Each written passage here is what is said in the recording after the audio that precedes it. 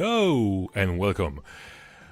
This is my second live. First of all, thanks a lot to the people who reacted to my previous live and who gave me some advice. So, as you can see, Jean-Marc, there is no keyboard today on the desktop, and the text is in the right direction, you know. Now, you also can read what I can read at the same time. That's much better.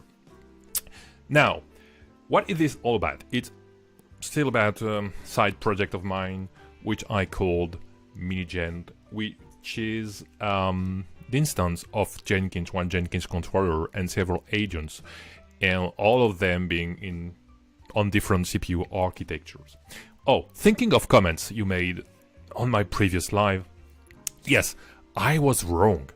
I said the other day that it was my first, you know, the Mango Pi RISC-V board. My first RISC board. That's wrong. I can't remember the nickname, but yeah, who made the comment saying, no, ARM is technically RISC. Of course, the R in ARM is for RISC. It's a corn like the fruit, you know, of the tree. A RISC machine. So of course my ARM boards are RISC machine. I took a shortcut. I meant RISC-V. Of course, my fault. Anyhow, so did I progress on this project or not? You've already seen in the previous live all the boards and the hardware I was about to use. So we've got the TFT screens, 3 of them because why not? We've got the Mango Pi MQ Quad, so Arch 64, the MQ Pro, which is RISC-V 64. We've got the, which one is this one already? Yes, friendly ARM Nano Pi R5S, which is Arch 64 2. And then we've got this little board, which is based on the Allwinner H3 SoC, which is an ARM 32 bits. So all of them will be put in kind of tower, you know, a display, something roundish. First of all, like a cylinder to display the board, and they are supposed to work together. And on top of them, I want to have a display showing some statistics or things. We'll see. The goal is to show all of that at the Jenkins booth in FOSDEM Brussels next month. So I don't think this will be finished, but I hope I will have something to show, even if that doesn't work yet. And in the end, I should have a cone, you know, truncated cone instead of a cylinder. That will look much better. So I can show you what I've been up to these days. So my design is everything but beautiful, but it does work, which is kind of cool. It does work. I don't know, I haven't even tried it yet, but it's starting to look like what I wanted it to look like. So we have torus, and we have insert for the boards, you know, that's where I'll screw the board to, and I have a bracket, then I stick the board on top of the bracket. I'll show you that later on. And I also have some holes here and here, you know, the blue and the green ones. That will be to put some feet. There will be some vertical feet. We'll stack up several torus, and then there will be feet that will group the torus together. At least that's the idea. Okay, now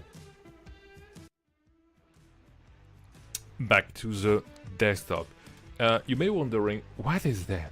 It's just alcoholic solution. It's supposed to be against COVID, you know, but it's way too, I don't know, slippery or whatever. I don't like putting that on my hands, and it's some kind of lubricant, I guess. And why would I need some lubricant? I'll show you why. Because most of the time when I print ports, I do it in draft mode, you know, it's not very detailed. So this first torus has been printed in draft mode, and that's why I will need to use that in order to make the way for the screws. Okay, so when I made the first design, it looked like it was just a little too big for the boards, but you know, as lots of things were still hard-coded into the code, well, twice the size of the R5S dimension seemed to be kind of good, you know, good enough for my taste. So as you can see, it's supposed to be screwed in like this, and the other boards this way, this way, this way. I don't know yet if that worked. That's my first try, so we'll see that later on. And as you can see, I have made once more a raft, not a draft. It's not really good. It's, you know, I use lots of filament in order to do that, but these days still windy and very cold, so that's why I have to use a raft for my draft. Yeah, I got it this way. Okay, you may see there are still some supports that have to be removed. I don't know if I'll be able to do that live, or if I do that later on, we'll see. Oh, don't you like that noise? I kind of like it, you know, when you remove the raft from the board, all the supports. Ooh. Me likey. Okay, not pretty, but it exists. So it has been printed pretty quick, I may say. The final version should take about 10 hours per torus, which is huge. And the other day I had shown you bracket that I will screw my boards onto. So I printed some other brackets for the other boards too. So it's even written in very small characters. MangoPi MQ Quad, MangoPi MQ Pro, and NanoPi Duo 2. And hopefully they are the right dimension. And my boards will screw on top of them right away. We'll see that later on. For the time being, let me just remove the raft. Ouch. Roughly. You know, I won't detail that. Come with me. Okay. Let's get rid of the raft. Damn.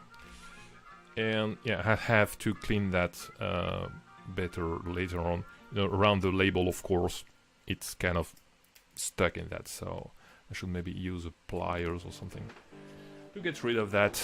But that's cool. So the goal is to have torus with feet, and then to screw the brackets onto the torus. Okay, and then the board onto the bracket, and another torus for the eye holes, and a different torus for each 8 of the board, because of course the holes on the same size and at the same place. So maybe 3 or 4 toruses. There we go. Oh yes, I was promising an unboxing, and yes, I've got some things to unbox. First, I think I have received something not that interesting. I think these are USB cables, because yes, of course, yes, here they are. You need to power up those boards, so there we go. We've got some USB-C USB cables, because this one is powered by a USB-C. Where is it? There it is. And this one is for a micro USB. I already have one. And the 2 other boards are also powered by USB-C, as you can see on this one, which is already running. Cool, but who cares about USB-C cables unboxing? We don't care. What I promised was to unbox my Vision 5. So when Starfly, that's the company that builds the Vision 5 2 and the Vision 5 1, of course, announced that it was working on the project, it created a Kickstarter. And I was still hesitating. Should I or should I not go the Vision as a Risk 5 way? I don't know, it's maybe too early. Remembering of my old days with ARM. So when I took the decision, it was already too late. The Kickstarter was already closed. So what was I supposed to do? Well, AllNet China was proposing those boards, and they also sell Radxa. Terrible name to pronounce for me. Radxa boards. And as I have another project with Jenkins running only on ARM machines, so yeah, maybe I should order the boards at AllNet China. And you know what? Some people who have donated for the campaign, the Kickstarter campaign, don't have their boards yet. It's unfair. I got mine before them, without participating in the Kickstarter. It is what it is. I'm happy to have it. I'm sorry for the people who don't have it yet. And you know what? The software support is still so experimental that it shouldn't be in a hurry to get this board. It's not really functioning for the time being. There are still lots of things to do, or it's a nightmare depending on your level of understanding of Linux, U-boot and everything to get this board started. So okay, I got it early, but I spent a few weeks before being able to do anything with that. But some people are already building Arch Linux for it, or Debian, or well, that's amazing. There are amazing people in the wild. Anyhow, Brett, I'm thinking of you, Brett DK. I'm sorry, I got mine before yours, and it would have been way more helpful for everybody that you got it before me. Sorry, mate. So, yes, my Radxa 0, I'm supposed to have ordered the 4GB version. We'll see that later on. And yes, my first, let's be precise, my first RISC-V multi-core board. Yeah, I think I got it right this time. So, okay, let's try not to cut myself once more.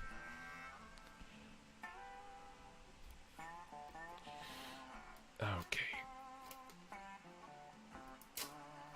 Yeah. There we go.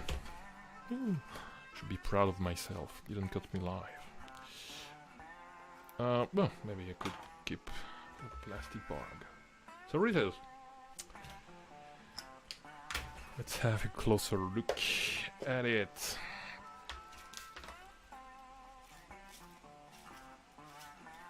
Okay, we'll see later on. Jean-Marc, I'm still thinking of you regarding electrostatic. I'm not perfect, but I think this board is pretty resistant. So, here you go. Starfly Vision 2.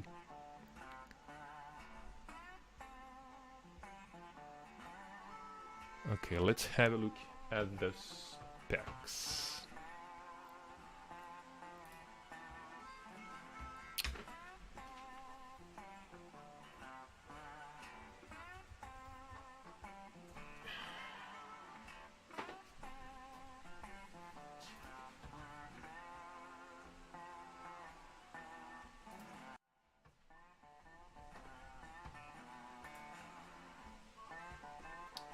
So, what do we learn in that?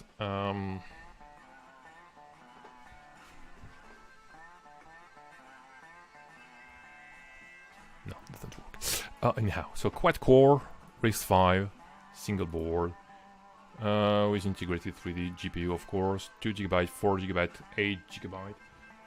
What did I order? I think I went the 8GB. Yeah. So yeah, that's it. I got the early bird, 1 gigabit LAN and 8GB of LPDDR4 with Wi-Fi and oh, of course you can't see the color. Let me switch to the other scene. Brett, you were asking me the other day, or was it today? Anyhow, which version did you get? Did you get the upgraded one, which is the 4 USB 3? And yeah, if blue is still USB 3, we have 4 USB 3 and 1 GB Ethernet and 8GB of RAM, which is pretty cool because it will run lots of things for me and hopefully Docker and Docker Compose one of these days. I know it's not available yet, but I've seen some GitHub repos where some people do compile Docker and it's working. What else do we have about that? Do we know anything yet? Yes, of course. So the 40-pin GPIO, 8GB of RAM, reset don't care, USB-C for the power, MIPI, CSI, fan header, Ethernet, HDMI output, of course, audio, MIPI LCD, MIPI DSI. We'll see. I hope to use SPI with this board. I hope it's there. I think I've read it somewhere. It's available. There's eMMC. Yes, I'm supposed to have eMMC, but I don't know. No, I've just the connector. There is no eMMC plugged in last timing, but that's okay with me. That's fine. There's a TF card reader, the QSPI flash, and M2M key for SSD. And of course, if it works, it's not really working for the time being, as far as I know. I read that on the forum. It doesn't work for the time being, but of course, it's faster than eMMC, or it's supposed to be faster. I think Brett, once again, will tell us later on, because he will make some extended tests, I'm sure. So yes, you're supposed to be able to use a MIPI monitor, 4G module, audio sensors thanks to the GPIO, camera sensors, MIPI OLED. Yeah, I think I have tons of fun with that, but of course I won't use just about everything, because for the time being I have no interest in using that for camera or anything like that. I want a Jenkins controller. That's what I want on these things. And of course also rebuild regularly Docker for me, for my other boards, because it's not yet in the Debian repo, for example. So I'll have to do it by myself. Whew, that was cool. And there's something in the small pinkish bag, and I don't know what's in it. So let's have a look. I should have put my glasses on, because I even don't know where to cut.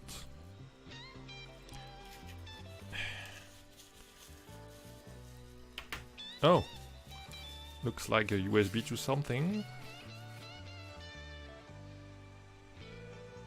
Oh, yeah, of course. I bought the version with Wi-Fi. And I guess this is how is it, do we call that? You know, USB something with Wi-Fi. So it's a USB key for Wi-Fi, and I guess I could get better signal by plugging an antenna in here. We'll see. Okay, that's cool, because I don't always have an Ethernet port available on my router or switch. So yes, Wi-Fi is not that bad when I don't need high performance. Cool. I'm a happy camper, I may say, because I got it before other people, and yeah, that's cool. It's cool. Not that I deserve it, but now that I've got it, I'm happy. Okay. Nice. Yeah, of course, I forgot the anti-static bag. Oh, I cleaned up afterward. And the last board, okay, it's not a new one, it's not a RISC 5, it's ARM32 if I'm not mistaken. And I thought I had it, but I don't have it. No, I have it. The thing is, I want to build a very small Jenkins instance, which is very small Jenkins server controller and a very small Jenkins agent. And this board is very, very little for, you know, it's 4 GB of RAM, which is super cool. And it's got 32 GB of eMMC, which is also super cool for that kind of form factor. Yeah, it's an inexpensive board, you know, as long as you take the very small version with not a lot of RAM and not a big eMMC. But once you add some options like 4 GB of RAM and 30 GB of eMMC, yeah, the price is not the same, but still a very competitive board when it comes to the size compared to the power. I don't know many equivalents. For example, as much as I love the Mango Pi MQ Quad with a very recent, no, it's not very recent, but it's not well mainline, you know, the H616 from Allwinner. It's not easy to get it running a standard kernel. Most of the time you need some binary blobs or so, but you know, it's almost the same size. Both of them compared to the Raspberry Pi Zero W, I think, but it's not the same class of power. It's much, much, much more powerful. So I was thinking of making a very powerful, but very small Jenkins instance. You know, you could have a working Jenkins instance and agent in that form factor. I know. I don't know if anybody else is excited about that, but I am. That for sure. I think, yeah, people could get interested. You know, you can have that just about anywhere. It doesn't draw a lot of current. I think it's cool. Yeah, and I don't think, but intended, GitLab CI would run on that. Of course, the GitLab runner would run, but as far as I know, not the GitLab CI server. It's much too big. Jenkins does less, but it works. Or it should work. I still have to test that, but most of the tests I've done up to now are already working with ARM32 and ARM64, so that should work. I have a Jenkins controller running on the 2 GB ARM32, and I've got a Jenkins agent running on the 512 MB ARM32, so there is no reason why it shouldn't work on these boards, of course. I think we're done for today. I won't bother you with making some holes in my printed torus. I will do that not live, but I'll keep you posted. And this is the very first iteration. I can promise that the next one will be the same size. I think it would be cool if it was smaller, because I want it to be as small as possible while not hitting too much, but I think I could reduce that. So we'll see. Hopefully you'll get some news next week or the week after this week, because we're almost at FOSDEM, you know, 4 and 5 of February, so I can't bring just that. I haven't progressed, or people will laugh at my project, you know, oh, that's a bunch of nice things, but how does it connect? Come back next year. Not funny. Okay, I think that's all for today. Thanks a lot for attending this live, and hopefully we'll see each other in next week or in the weeks after this one. Bye bye.